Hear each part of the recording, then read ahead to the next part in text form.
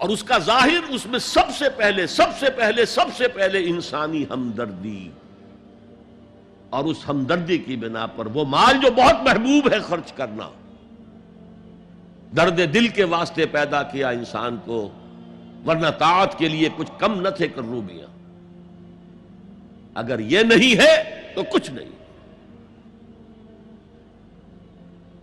حضور نے فرمایا من یحرم الرفق فقد حرم الخیر کلہ، جو شخص دل کی نرمی سے محروم ہو گیا وہ کل کے کل خیر سے محروم ہو گیا۔ کسی کو دکھ میں دیکھو اور اس پوزیشن میں ہو کہ تم اس کا کوئی مداوع کر سکو اور نہ کرو، پھر تم چاہے مفسر ہو، محدث ہو، نیک نہیں ہو۔ تم عابد ہو سکتے ہو، زاہد ہو سکتے ہو، تم مفسر ہو سکتے ہو، محدث، نیک نہیں ہو سکتے۔ من یحرم الرفق، رفق کہتے ہیں نرمی، رفیق ہمارا ساتھی، دمساز۔ ظاہر بات ہے آپ کو دکھ ہوگا، آپ کے رفیق جو ہے اس کے اپنے دل میں محسوس کرے گا آپ کے درد کو۔ ہم درد کسے کہتے ہیں؟ ہم درد، جن کا درد مشترک ہے۔ ہم عصر ایک زمانے کے لوگ، ہم جماعت ایک جماعت میں پڑھنے والے، ہم درد، خنجر چلے کسی پہ تڑپتے ہیں ہم امیر، سارے جہاں کا درد ہماری جگر میں ہے۔ اگر یہ رفق نہیں ہے، اگر یہ ہمدردی نہیں ہے، اگر کسی کو دکھ میں دیکھ کر آپ تڑپ نہیں اٹھتے، اگر اس کی مدد کرنے پر قادر ہو اور نہیں کرتے تو کل خیر سے محروم ہے۔ پڑھے جاؤ نمازیں اور تہجدیں، کچھ حاصل نہیں ہوگا۔ اس پر جو آخری آیت قرآن کی ہے، لن تنالوا البر حتى تنفقوا مما تحبون، اس سے زیادہ کیٹیگوریکل سٹیٹمنٹ اور کیا چاہیے؟ لن کے ساتھ جو نفی ہوتی ہے فعل مضارع میں، انتہائی مؤکد، ہرگز نہیں پہنچ سکتے نیکی کے مقام کو جب تک کہ خرچ نہ کرو ان میں سے جو چیزیں تمہیں پسند ہیں۔ قمیض پھٹ گئی ہے، بوسیدہ دے دو کسی کو، یہ نہیں ہے خیرات و صدقات، بلکہ جو تمہیں محبوب ہو۔ لن تنالوا البر، بر کے مقام تک نہیں پہنچ سکتے۔ پھر میں کہہ رہا ہوں، عابد ہو سکتے ہو، زاہد ہو سکتے ہو، علم کا معاملہ ہے، محدث ہو سکتے ہو، مفسر ہو سکتے ہو، فقیہ ہو سکتے ہو، مفتی ہو سکتے ہو، سب کچھ ہو سکتے ہو، قرآن مجید کی روح سے نیک نہیں کہلا سکتے۔ وَآتَ الْمَالَ عَلَى حُبِّهِ، اب اس میں جو ترتیب میں نے کہا تھا، الْأَقْرَبُ فَالْأَقْرَبُ، الْأَقْرَبُ فَالْأَقْرَبُ، سب سے پہلے ذوی القربیٰ، اور اس میں اکثر و بیشتر ہم سے کوتاہی ہوتی ہے۔ دور دراز کے لوگوں کے ساتھ نیکی ہو رہی ہے، سگے بھائی کی بیوہ اور یتیم بچے جو ہیں وہ محروم ہیں، انہوں نے اس وقت یہ کر دیا تھا، یہ کر دیا تھا۔ ظاہر بات ہے کہ رشتہ داروں سے تو شکایتیں ہوتی ہیں، یہ تو ہمیشہ ہمارے مخالف رہے ہیں جی، ان کی ہم کیسے مدد کریں؟ اگر تو اللہ کے لیے دینا ہے تو پہلا حق ان کا ہے۔ من احب للہ وابغض للہ واعطى للہ ومنع للہ، اللہ کے لیے دیا ہے اگر تو اپنے اس نفس کے جو انتقام کا جذبہ ہے اس کو کچلو، اور جس کا سب سے پہلا حق ہے اس کو پہنچاؤ۔ حق بحقدار رسید، ذوی القربى والیتامى، جو بے سہارا رہ گئے، باپ کا سایہ نہ رہا، والمساکین، مساکین کسے کہتے ہیں؟ مسکنت کہتے ہیں کم ہمتی۔ آپ کو معلوم ہے آج کل ایک مرض کہلاتا ہے نیورستھینیا، آدمی دیکھنے میں ہٹا کٹا ہے، صحت مند ہے، لیکن اندر سے اس کی کوئی ہمت ایسے جواب دے گئی ہے کچھ کر ہی نہیں سکتا، وہ ہے مسکین۔ اسی لیے جو فرمایا گیا یہودیوں کے لیے، ضربت علیہم الذلۃ والمسکنہ، ذلت کے معنی بھی کمزوری، اور مسکنت کم ہمتی، ہمت ختم ہو گئی۔ تو جو اپنے پاؤں پر نہیں کھڑا رہ سکتا اس وجہ سے کہ اس میں وہ ہمت کم ہو گئی ہے، وہ بھی مستحق ہے۔ وابن السبیل، اور مسافر، پرانے زمانے میں آپ کو معلوم ہے نہ سرائیں تھیں، نہ کچھ اور تھا، نہ ہوٹل تھے، پھر اگر کہیں راستے میں چوری ہو گئی، ڈاکہ پڑ گیا، تو آدمی جو ہے گھر میں خود ہے، کفیل ہے، اچھا ہے، اس وقت کی حالت ایسی ہو گئی. ہمارے ہاں بیگرز نے اسی کو ایک بہت بڑا بہانہ بنایا ہوا، جی میں آیا تھا وہاں سے اور یہاں سے اور میری جیب کٹ گئی، سب کچھ چلا گیا، اب مجھے واپس جانے کے لیے کرایہ چاہیے. اکثر و بیشتر جھوٹے کیسز ہوتے ہیں.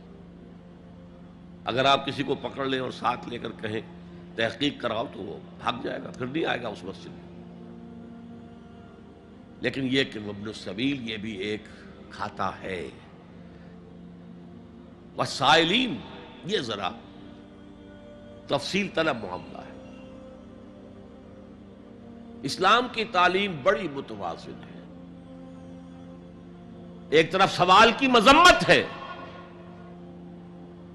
مت اپنا دستے سوال دراز کرو کسی کے سامنے. جو شخص ہاتھ پھیلاتا ہے مانگنے کے لیے وہ اپنی عزت نفس کو ہتھیلی پر رکھ کر آپ کے سامنے پیش کر رہا ہے، اور آپ ٹھوکر مار دیتے ہیں اس کی عزت نفس کو.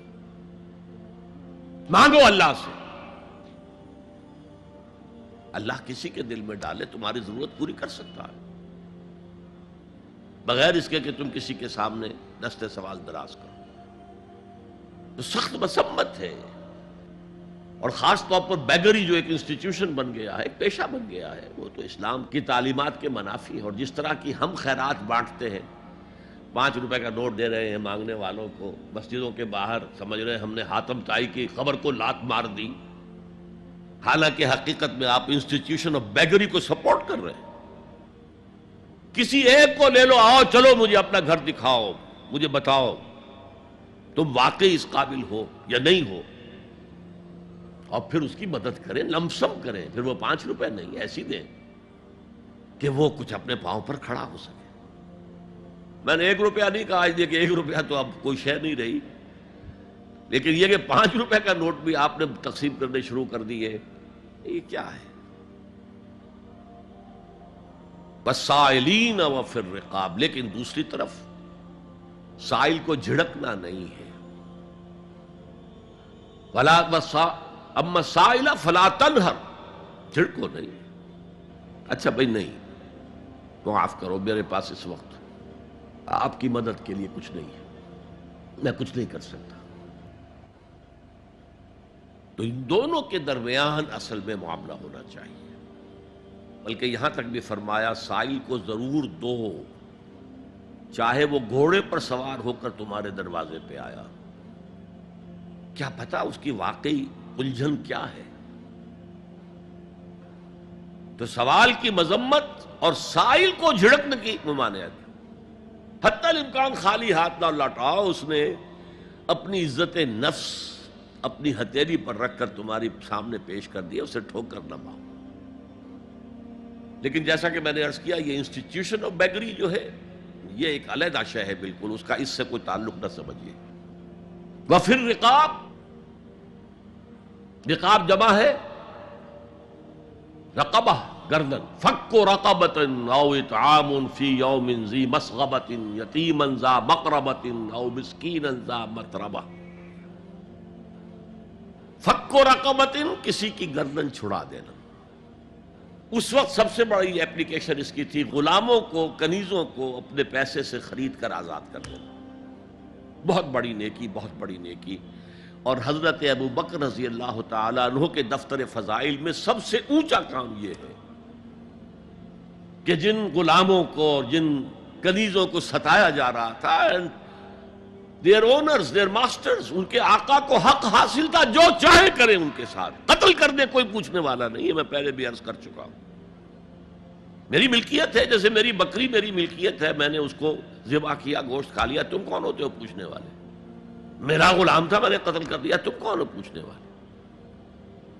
ان کو حضرت ابو بکر نے خرید کر آزاد کیا اور منہ مانگے دام دیے. حضرت بلال کے لیے امیہ ابن خلف نے اتنی بڑی رقم مانگی، حضرت ابو بکر نے کہا ٹھیک ہے لو.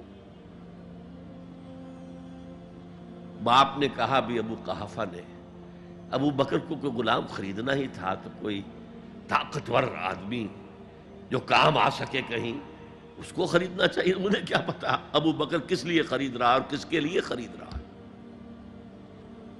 آج کے دور میں اس کی اپلیکیشن ہوگی.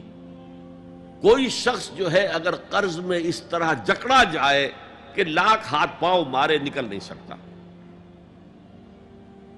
اس کو کوئی لمپ سم مدد دے کر اس قابل کیا جائے کہ وہ پھر اپنے پاؤں پر کھڑا ہو جائے. یہ نہیں کہ اسے آپ ہر مہینے کچھ رقم دیتے رہے مینٹیننس کے لیے، نہیں، اس سے تو وہ اسی پوزیشن میں رہے گا. یہ بعض مائنورٹی کمیونٹیز کے اندر یہ معاملہ موجود ہے. کوئی بھائی اگر گر گیا ہے کاروبار میں تو اس کی پھر ایسی مدد کی جائے کہ وہ پھر آپ کی صف میں آ کر کھڑا ہو جائے. Respectable members of your community وہ اس شکل میں پہنچ جائے. یہ بھی فک و رقبۃ اس کی ذیل میں آج کل آئے گا.